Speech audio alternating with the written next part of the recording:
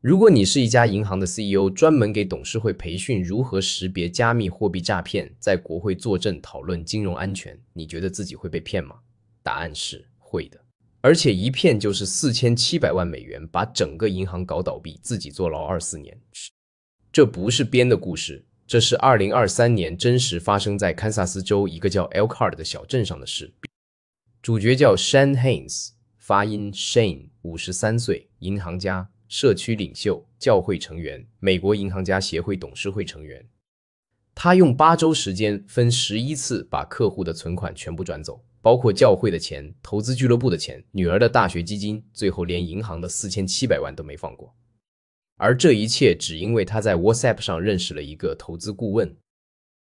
故事得從2022年12月說起。那個月的某一天， Haynes 在 WhatsApp 上收到一條消息，對方說是發錯了，但很快兩個人就聊起來了。這人自稱是投資專家，熟悉加密貨幣市場，說有個穩賺不賠的投資機會。Haynes 一開始也警惕，但對方說的有理有據，還給他看了一個投資平台的網站，上面顯示各種幣的價格、走勢圖、收益率，看起來特別專業。你可能會想，一個銀行 CEO 怎麼會這麼容易就信了呢？但問題就在這兒。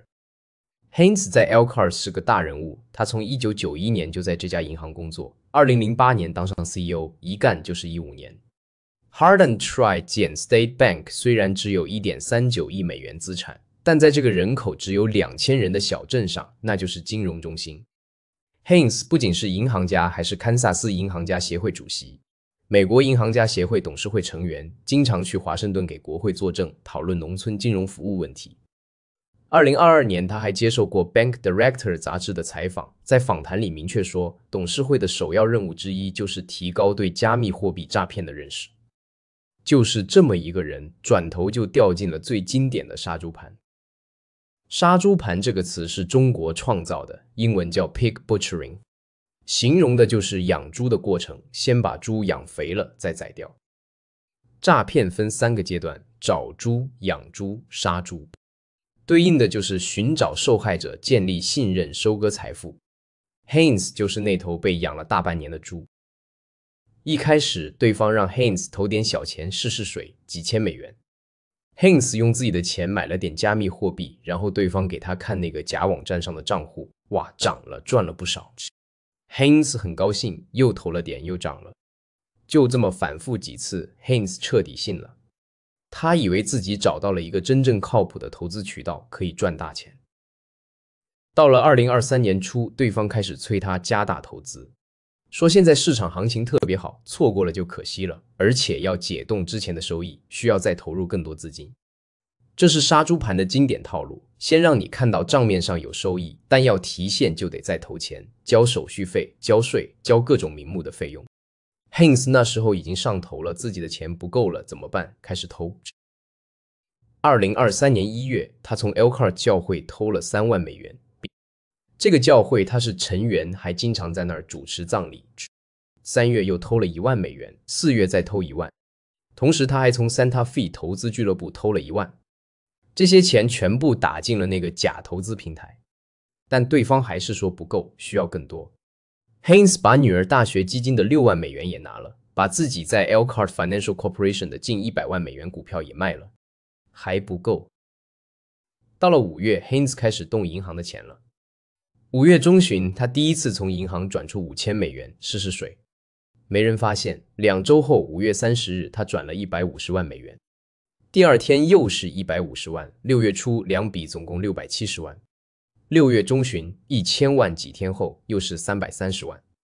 就這麼一筆一筆，總共11次4710萬美元，全部打到了那些騙子控制的加密貨幣錢包裡。你肯定要問了，銀行員工就沒發現嗎？發現了。但 Haynes 是 CEO， 是老闆，是社區裡最受尊敬的人之一。當有員工對這些大額轉賬提出疑問時， Haynes 要麼說這是正常業務往來，要麼說是給大客戶轉賬，根本不涉及加密貨幣。他用自己的權威和信譽壓制了所有質疑。調查報告裡寫得很清楚，銀行員工可能因為他在銀行的主導地位和在社區的顯著地位而不敢質疑或舉報 CEO 的行為。更離譜的是， Haynes 還試圖拉投資人下水。當地一個叫 Brian Mitchell 的富豪在 Heartland 存了不少錢，還經營着農場和電影院連鎖。有一次 Haynes 找到他，說自己有筆投資遇到了點問題，需要1200萬美元幫忙周轉一下，強調這不是銀行的錢，是他個人的。Mitchell 警覺性很高，直接拒絕了。但他後來從銀行員工那兒聽說 Haynes 確實從銀行轉出去了1200萬。Mitchell 意識到不對勁，開始暗中調查，最後把情況報告給了監管部門。2023年7月，堪薩斯州銀行專員辦公室接到銀行首席財務官的舉報，立刻介入調查。7月28日 ，Heartland Tree 減 State Bank 被關閉，聯邦存款保險公司 FDIC 接管。這是2023年美國倒閉的5家銀行之一，也是唯一一家社區銀行。FDIC 承擔了4710萬美元的損失，客戶的存款全部由保險賠付，但銀行股東的錢全沒了。大約30個本地股東，很多是農民、教師、小鎮居民，損失了820萬到930萬美元。這些錢對他們來說是幾代人積累的財富。有個股東在庭審時說，有人因為這事兒損失了70%到80%的退休金。有個老太太原本準備住養老院，現在付不起錢了。還有個女士本來可以退休了，現在得繼續工作。Mitchell 雖然不是股東，但他參加了宣判聽證會。他說 Haynes 在法庭上表現得毫無悔意。當法官讓他向受害者道歉時 ，Haynes 只是側過頭看了一眼，沒有眼神接觸，說了句抱歉，然後就轉回去了。但當法官宣布判決的時候 ，Haynes 的反應是絕對震驚。法官 George Brooms 判了他293個月，差不多24年半。這是堪薩斯州歷史上白領犯罪的最長刑期。Brooms 還說，雖然很多人都說 Haynes 很聰明，但如果你真的那麼聰明，你早就該停手了。法官還對受害者說，我希望你們原諒上，我知道他傷害了你們，但我希望你們能放下，在生活中找到快樂。讓我來懲罰他。然後當庭下令立刻羈押 Haynes。Haynes 的辯護律師 John Stan 在辯護材料裡寫 ，Haynes 先生在陷入一個極其專業的加密貨幣詐騙後，做出了一些非常糟糕的選擇。他就是那頭被宰的豬。Haynes 先生對殺豬盤騙局的脆弱性導致他做出了非常糟糕的決定。他對給銀行造成的損害和給股東造成的損失感到非常抱歉。但檢察官 Kate Brubache 不買賬，他說 Haynes 的貪婪沒有邊界，他踐踏了職業義務、個人關係和聯邦法律。他不僅背叛了 Heartland Bank 和投資者，他的非法行為還危及了人們對金融機構的信心。誰？故事到這兒還沒完。2024年11月 ，FBI 宣布了一個好消息，他們追回了800萬美元。這錢是怎麼追回來的呢？ FBI 追蹤加密貨幣的流向，發現有一部分資金最終流入了開曼群島的 Tether 公司賬戶。Tether 是全球最大的穩定幣發行商。FBI 通過法律程序凍結了這些資金，然後申請沒收。聯邦法官批准了這個申請，下令把錢返還給受害者。2024年11月4日，在威奇托的一場賠償聽證會上，法官告訴受害者這個消息。法庭裡爆發出掌聲和歡呼，很多人當場哭了。FBI 特工 Sage Hammer 說，能夠把錢還給他們是極其有利的。但這800萬只是杯水車薪 ，Haynes 總共騙了4710萬，追回800萬，還有將近4000萬不知所蹤。這些錢經過多個加密貨幣賬戶轉手無數次，有些可能已經被洗成現金取走了，有些可能還在某個數字錢包裡，但根本找不到。FBI 的互聯網犯罪投訴中心說，2023年他們收到了6.9萬起涉及加密貨幣的金融詐騙投訴，估計損失超過56億美元。而詐騙受害者追回損失的情況極其罕見，尤其是涉及現金或加密貨幣的案件。咱們來聊聊這個案子背後的幾個問題。首先是殺豬盤到底有多厲害？這種詐騙不靠技術，靠的是心理操控。騙子會花幾個月甚至1年時間跟你建立關係，先是閒聊，聊生活，聊工作，聊投資理念，讓你覺得他是個靠譜的人。然後給你看小收益，讓你嘗到甜頭。等你信了，再一步步加大投入。每次你想退出，他就說只要再投一點就能解凍全部收益，或者說現在退出會損失慘重。就這麼一點點把你拖進深淵，直到你傾家蕩產。根據德克薩斯大學的研究，從2020年到現在，全球通過殺豬盤被騙走的錢估計高達750億美元。這個數字太可怕了，而且受害者各種各樣，有普通人，有高管，有金融專業人士，甚至像 Hans 這樣的銀行 CEO。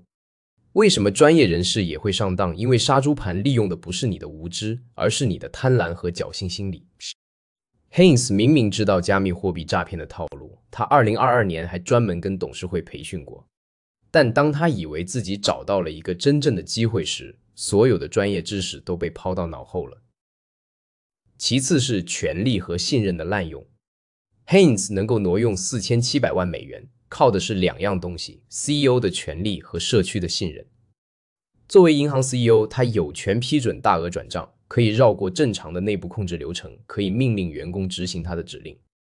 而作為社區領袖，他在小鎮上德高望重，沒人敢質疑他。調查報告專門提到，員工們即便發現異常，也不敢報告，因為 Hans 在銀行和社區的地位太高了。這種權力和信任的組合，在小型社區銀行裡特別危險。第三個問題是內部控制的失效。Heartland Tri-State Bank 肯定有內部控制流程，應該有轉賬限額，應該有多重審批，應該有異常監測。但 Hans 作為 CEO 完全可以繞過這些，他指示員工執行轉賬，員工就照做了。他說這是正常業務，大家就信了。銀行的內部控制系統是為了防外部欺詐和員工舞弊設計的，但對 CEO 這個級別的人基本沒有約束力。這也是為什麼監管部門在事後調查中強調，銀行的治理結構必須改進，即便是 CEO 也應該有人能夠制衡他的權力。還有個更深層的問題，就是小鎮人情社會的脆弱性。Elkhart 只有2000人，大家抬頭不見低頭見。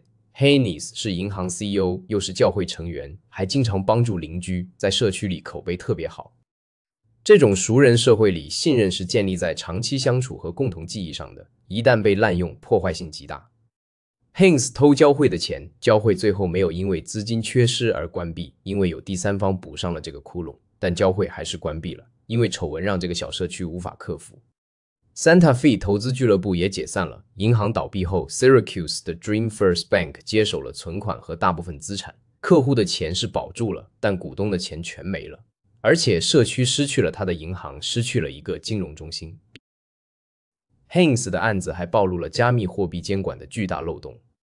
這4700萬美元轉到了加密貨幣錢包，然後在全球範圍內流轉，經過無數個賬戶，最後只追回了800萬。剩下的錢呢，可能在東南亞某個詐騙集團的手裡，可能已經被洗成現金揮霍掉了，也可能還在某個數字錢包裡等待下一次轉移。加密貨幣的匿名性和去中心化特點，讓追蹤和追回變得極其困難。雖然 FBI 和其他執法機構在不斷提高追蹤能力，但和騙子的速度比起來還是慢了太多。還有一點值得注意，就是 Hans 到底算不算受害者？他的辯護律師說他是被宰的豬，是詐騙的受害者。但檢察官說他是貪婪驅使下的罪犯。法官顯然同意檢方判了他24年。從法律角度看 ，Hans 是罪犯無疑，他挪用公款，背信棄義，造成了巨大損失。但從心理角度看，他確實也是殺豬盤的受害者，被騙子一步步操控，最後走投無路。這兩者並不矛盾，他既是受害者，也是加害者。他被騙了，但他把損失轉嫁給了銀行和股東，這就是犯罪。Mitchell 在接受採訪時說，他一直覺得 Hans 是個好人，在社區裡經常幫助別人，在教會裡主持葬禮，是個值得信賴的鄰居。但現在大家都在問同樣的問題，他到底從來都不是我們以為的那個人，還是在某個時刻發生了180度的轉變？沒人知道答案。也許 Hans 自己也不知道。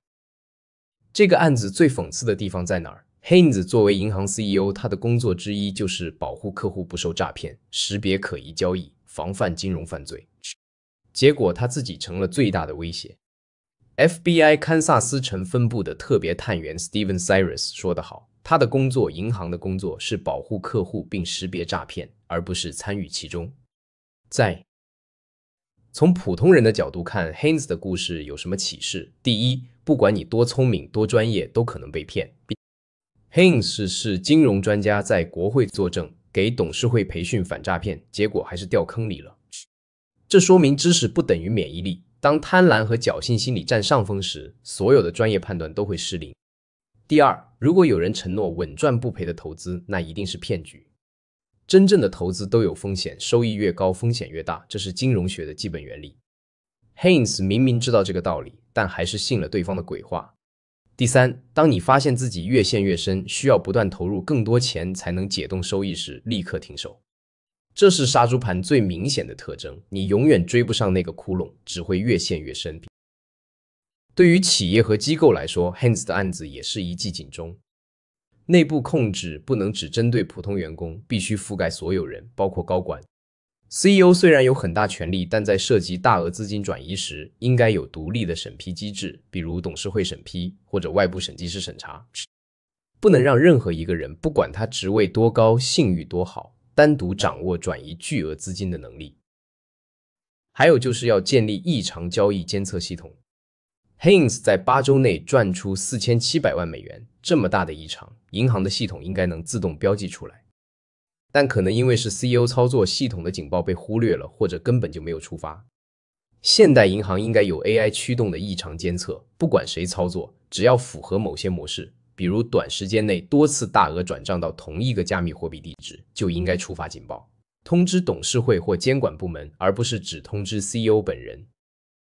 最後說一句， Haynes 現在在堪薩斯州 Leavenworth 的聯邦監獄服刑，刑滿釋放時他77歲了。他的3個女兒，他曾經為之驕傲的家庭，他在社區裡的聲譽全都毀了。那些被他傷害的股東，有些人可能永遠無法恢復財務狀況。Elkhart 這個小鎮失去了他的銀行，失去了對社區領袖的信任。而那些騙子，那些在 WhatsApp 上跟 Haynes 聊了1年多的人，可能還在東南亞某個地方繼續尋找下一個豬。Haynes 的故事不是一個關於貪婪的簡單故事，也不是一個關於詐騙的簡單故事。它是關於權力如何腐蝕判斷，關於信任如何被濫用，關於一個人如何在貪念驅使下一步步走向深淵，最後拖着無辜的人一起墜落。從4700萬到800萬，從社區領袖到囚犯，從受人尊敬到萬人唾棄， Haynes 用8周時間毀掉了自己的一生，也毀掉了很多人的生活。這個代價值得嗎？當然不值得。但當人被貪欲蒙蔽雙眼時，往往看不到這一點，直到為時已晚。